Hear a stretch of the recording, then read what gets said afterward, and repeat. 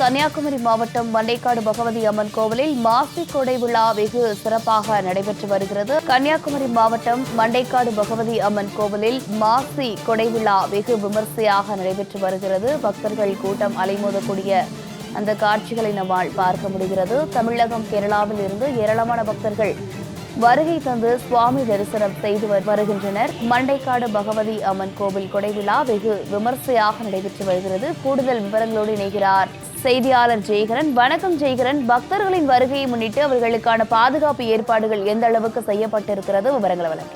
நிச்சயமா சாரா, அதாவது பெண்களின் சபரிமலை என்று அழைக்கப்படுகின்ற கன்னியாகுமரி மாவட்டத்தில் பிரசித்தி பெற்ற மண்டைக்காடு பகவதி அம்மன் கோவில், கேரளாவில் ஆற்றுக்கால் பகவதி அம்மன் கோவில் எவ்வளவு ஃபேமஸோ அதே போன்று உள்ள முக்கியத்துவம் வாய்ந்த கோயிலாக திகழ்ந்து வருகிறது.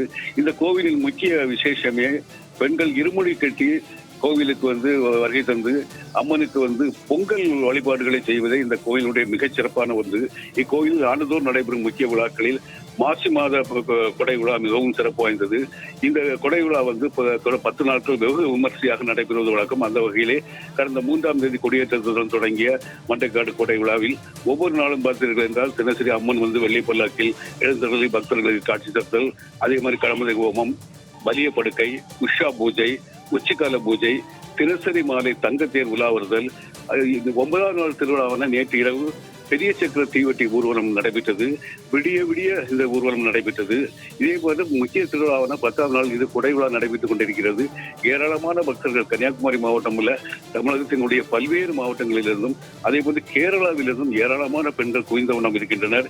இதற்காக இரு மாநில அரசு பேருந்துகளும் சிறப்பு பேருந்துகளை கேரளாவில் இருந்தும் மண்டைக்காட்டிற்கு இயக்கப்பட்டு வருகின்றன. இந்த இரவு நள்ளிரவில் பார்த்தீர்கள் என்றால் ஒடுக்கு பூஜை சரியாக 1 மணிக்கு நடைபெற உள்ளது. இந்த ஒடுக்கு பூஜைக்கு உணவு பதார்த்தங்களை பூசாரிகள் வாயில் துணியை கட்டி ஊர்வலமாக கொண்டு அம்மனுக்கு படைப்பதே இந்த பூஜையினுடைய சிறப்பாகும். இந்த கொடை விழாவை முன்னிட்டு இன்று கன்னியாகுமரி மாவட்டத்துக்கு உள்ளூர் விடுமுறை அளிக்கப்பட்டுள்ளது. தமிழகம் முழுவதும் இருந்து ஏராளமான போலீசார் பாதுகாப்பு பணிக்காக மண்டைக்காடில் குவிக்கப்பட்டுள்ளனர். விவரங்களுக்கு நன்றி ஜெய்கரன்.